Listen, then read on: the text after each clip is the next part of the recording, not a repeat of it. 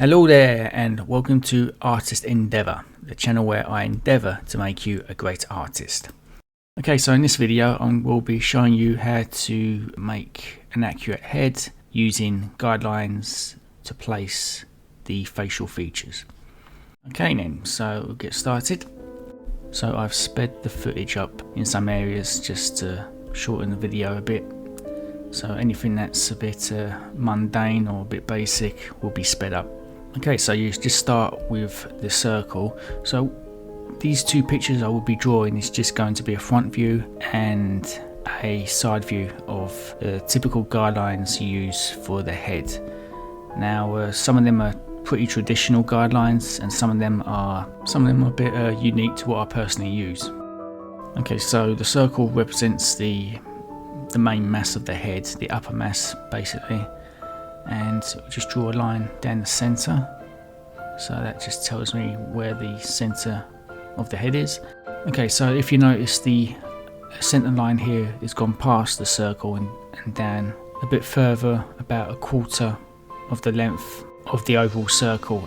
So what the bottom area is, just past the circle, is the chin, and between the chin and the mouth area. So then you just draw the jawline and the chin. Okay, so I'm making these examples with no references. It's just pure guidelines and knowledge such as it is. No. Okay, so with the chin completed, now I will draw the eye line. So the eye line is in between, right in the middle of the upper head and the lower head. Okay, so for total beginners, people are under the impression that the eyes are actually in the upper part of the head rather than the middle. So this does surprise a few people, so I'll just quickly show you a picture of a general first attempt of a face, and generally this is what people will draw. And the eyes always look higher. They always place the eyes higher on the head, and the reason for this is because subconsciously they think the hair rests on top of the head. So they know the distance between the eyes and the hairline, and they believe the hair is actually just rests on top and doesn't take any height of the head when looking forward. So beginners actually ignore the hair that you see on the front of the face, which takes up a fair amount of height on the top of the head there. Just something I thought you'd be interested to know. The line for the nose would be in the middle between the eye line and the chin, so just look for the middle there. Okay, so for the mouth, you may think it halves the area again between the nose and the chin, but it doesn't. It's slightly higher for the mouth line. The area below the mouth is a little bit longer than the area above the mouth between the nose. Just to denote the side of the head, I've just added a couple of lines there to the sides. You can barely see them, so for this angle they're not really that relevant. Okay, so now with the guidelines completed, now it's time to place the facial features and use the guidelines as a, guide. The facial features will also have guidelines, so now it's time to place them. The eye line denotes the center point of where the circles will go. So on the eye line, I would place the eye guidelines, which are just going to be circles, literally the eyeballs. I'll place them in the center of the eye line, and the nose, which will also be a smaller circle, will be placed just above the nose line. So the bottom of the nose will touch the nose line guideline.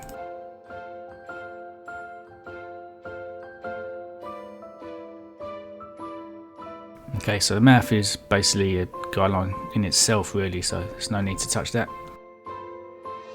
Okay, so that is the basic guidelines done for the frontal view. Now time for the side view. So the side view will be facing right. So once again you start with a circle. So I'll just speed the footage up a little bit here. Try and get the circle as accurate as possible.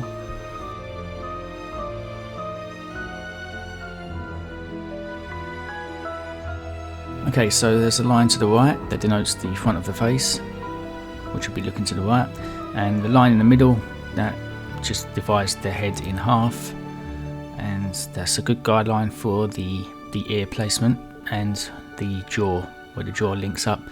So this inner circle here is just basically denotes the orientation of the head, so it's easy to see the side of the head, and you don't really need to put this for the side view, it's just there to mimic the left frontal view there. Okay, so as you can see, I'm just linked up the jawline, and there comes the eye line and the nose line. Same measurements as on the left. This has been sped up since I've already mentioned where the measurements are. Now when placing the eyes, they will be very close to the right, well, very close to the front of the head. And so add a nose, so again just a little circle. Make sure the circle is about halfway out of the front of the face there. For illustrative purposes, I'll just get rid of the circle and start making a basic nose shape. Okay, so I'm placing the ears, and as you can see, the ears attach from the eye line and they go round down to the bottom of where the nose line is. So basically the ears occupy the space between the eyes and the nose. And just place the neck. Bear in mind that the lines for the neck don't strictly go right up into the bottom of the ears. Of course, you've got some people with large necks, whether it's due to fat or muscle. Some people will have necks that meet up with the bottom of the ears, although this is fairly rare. But then again, if it's the character you want, then sure. Obviously men have larger necks than women if they're both the same build, so it's worth noting when drawing a man or a woman. Okay, so just do the opposite side. Now I have to just make the jaw a bit more of a realistic shape. Okay, so when the front neckline doesn't just link up to the bottom jaw, there is a bit more tissue on the underside of the chin, and there's a little guideline that I just place away from the center bottom bit of the circle, and then I just bend the neck down from the guideline there, as you can see, and the back of the neck just comes away from the other end of the circle there. That's the very basic. That's the basic front view and side view. Now just add a little bit of shape to the front of the face, where the bridge of the nose goes in a little bit, where the eye is, and the lips and the chin. Just make it a bit more shapely rather than square. Okay, so these are basic guidelines, which really is all you need to be able to draw the face. Okay, so you need to understand the length of the mouth. So the mouth it's different for everybody. Everyone has a different length mouth. The mouth ultimately doesn't protrude further than the pupils of the eyes when the eyes are looking forward. So as you can see with the guidelines, with the lines coming from the center of the eyes going downwards, the mouth length is within this boundary. Okay, so I'll make the lip right to the guidelines, and as you can see, the mouth is quite long there, so it does feel a bit off. Just take away a little bit, so that's basically the average mouth length there. So it's a little bit less than the parallel to the eyeballs when looking forward. Now I have noticed that the mouth may be a bit too high here, so I apologise for this. I was just trying to emphasise the bottom chin is longer than the upper part of the lip between the mouth and the nose. And I've done it a little bit too much, I think, so just move that down a bit. So that's closer to the mark there. So as you can see, it's still not quite bang on in the middle between the nose line and the chin, but there's like a 60-40 ratio difference there between the chin and the upper mouth area, or the philtrum, I believe it's called. Okay, so there's the basic guidelines. So if you place these down, then you should get an accurate head, as long as the guidelines are accurately placed. Okay then, so what comes next is I'll be using these guidelines in 3 different examples to show you slight different angle variations. So one will be slightly looking from a lower angle, a parallel angle, so you're looking at a level viewpoint, and one will be above angle slightly, so the head will look like it's looking down a little bit. So as always, you start with a circle. Now I'm looking to do a 3/4 angle here between the side view and the front view.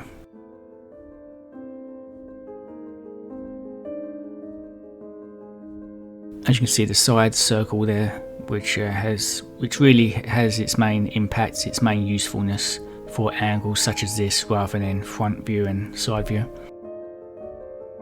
So just linking up the jawline here to the center line, and once again the center line is about 1/4 extra of the oval circle.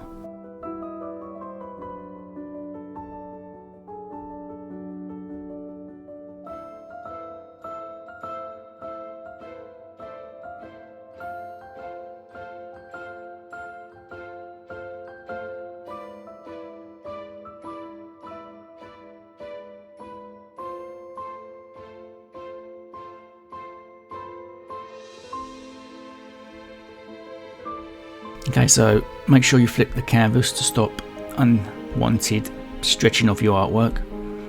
So you'll be seeing that a few times this video. I will be making a video as to the phenomenon of why your artwork goes stretched at a later date.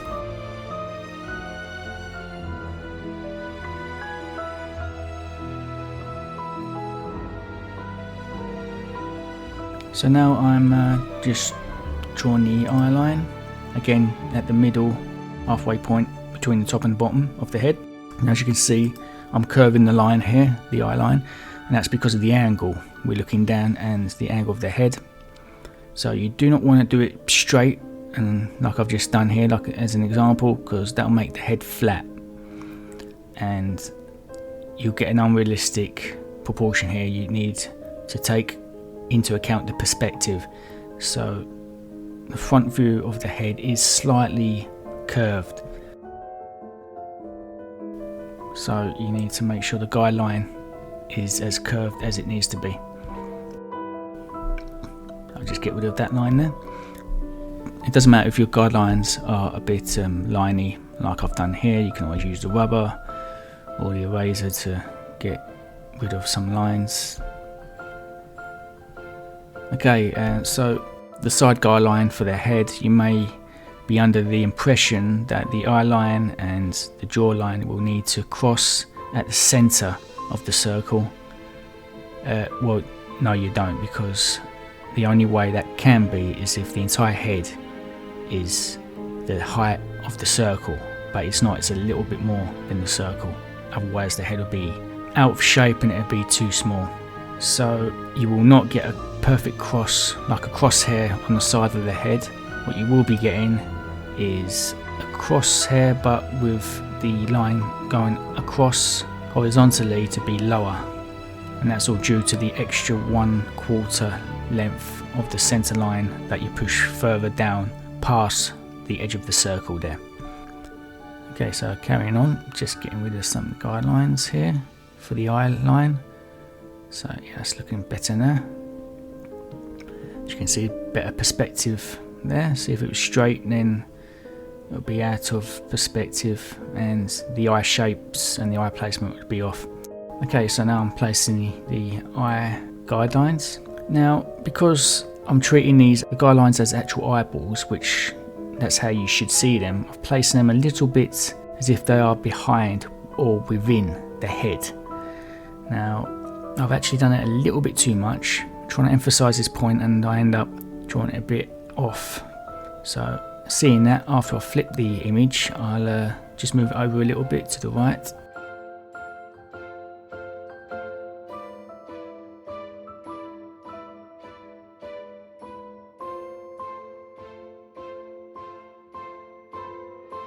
So I need to do the other eye as well.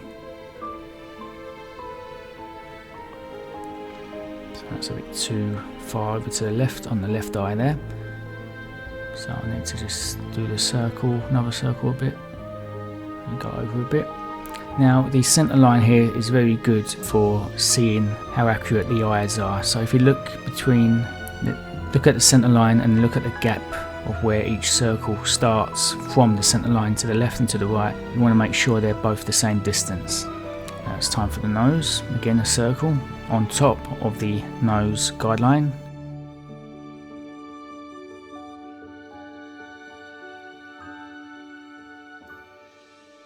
A little line for the mouth. And so these guidelines look pretty accurate, which is good. So what you really want with these guidelines is to actually try and see if you actually, the amount of times I keep saying actually. Just get rid of that.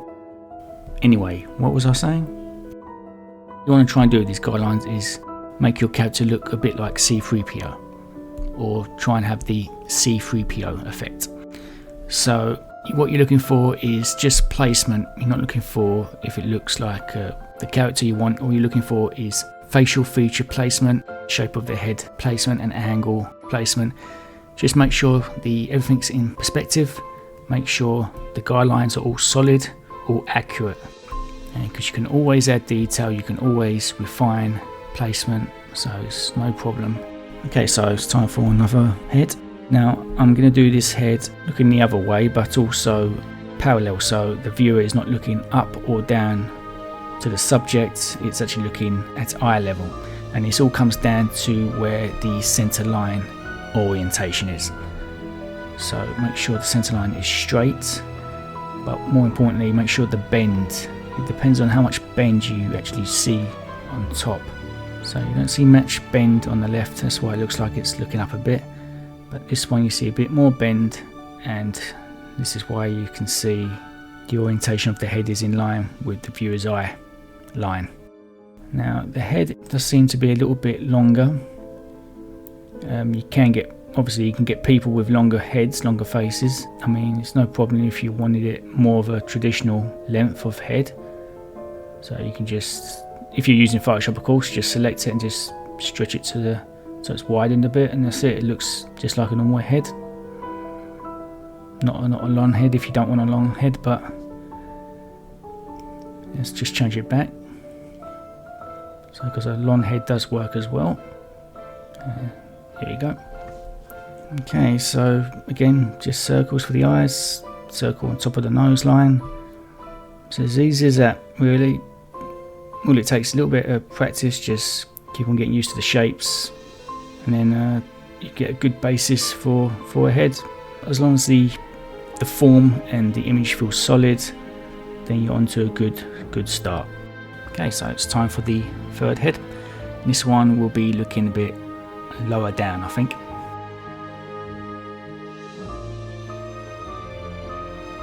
So bear in mind where the middle center line, where you're placing it, because that will denote the direction of where your head will be looking. Because I want this head to be looking down, I'm showing more curvature, so you're actually seeing more of the top of the head. The head's at a bit of an angle here. It's definitely more difficult drawing at an angle such as this, rather than a head being upright.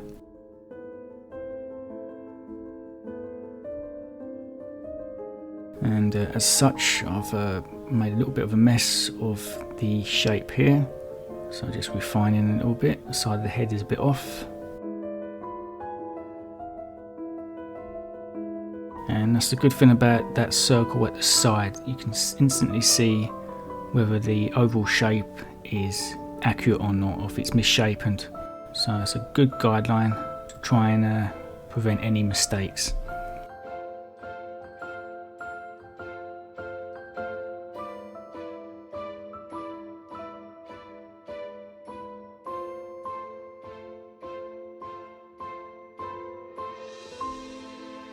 Okay, that's good enough so far. So again, circles for the eyes. Place the eyes in the middle of the eye line. Nose circle on top of the nose line. And a little line for the mouth. That's looking pretty good. Okay, so that's all three done. So I just increased the size of the first example I did. Now I could have just ended it here, but what I want to do now is show you the link between guidelines like this and a very basic detail of a typical face. So I've just got to refine. Now at this point I think it's very important to refine the shape of the head, because if your shape of your head is inaccurate or is off, then the facial features will be off, everything will be off. So the head shape needs to be totally accurate and it needs paramount consideration. So I think the eye circles are a bit big. It depends on what style you want or how old the character is, since younger people, such as children, have larger eyes. I want a natural adult for this example, so I'm making the eyes a bit smaller now. Still taking into account the eye positioning, because as you're making the eye smaller, they can shift a bit in position, making them look a bit inaccurate again. So just refining the lines, making sure the shape's pretty good. Not really spending too much time on this, so it's just an example. So there may be a few inaccuracies at some point, but it's just really to show you how the eyes are created, and nose and mouth, get you started a bit.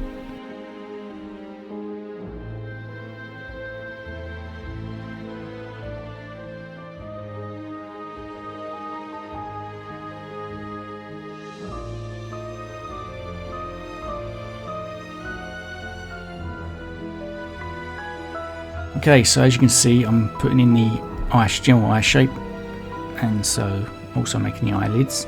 And as you can see, I'm deliberately wrapping the eye line for the eye shape around the circles, as if it's not a flat circle, it's a sphere. And that's what you need. That's why it's always recommended you draw the eyeball and treat the eyeball as a sphere, because then it makes the eyes far more realistic and less flat.